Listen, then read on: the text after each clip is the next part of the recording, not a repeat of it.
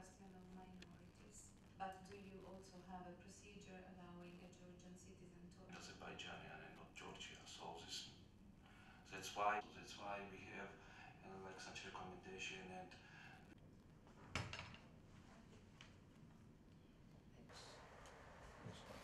visa liberalization program support to public resources.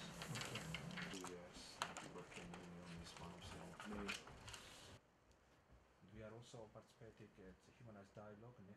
ძირითადად ქონდა საუბარი სახალხო დამცველის საპარლამენტო ანკარისზე, რომელიც უკვე წარდგენილია პარლამენტში, ძირითად ტენდენციებზე, რომელიც ქვეყანაში არსებობს ადამიანის თვალსაზრისით იყო არაერთი კითხვა, რომელიც ეხებოდა როგორც ოკუპირებულ ტერიტორიებზე არსებულ პრობლემებს და იქ არსებულ მდგომარეობას, ასევე საკითხები ეხებოდა შრომის ინსპექციას, უსაფრთხოებას სამუშაო ადგილებზე, სამართალდამცავი ორგანოების საქმიანობას, პენიტენციალურ სისტემას, ასევე თვითმმართველობებში არსებულ პრობლემებს და განთავისუფლებებს, ამასთან დაკავშირებითაც იყო არაერთი კითხვა.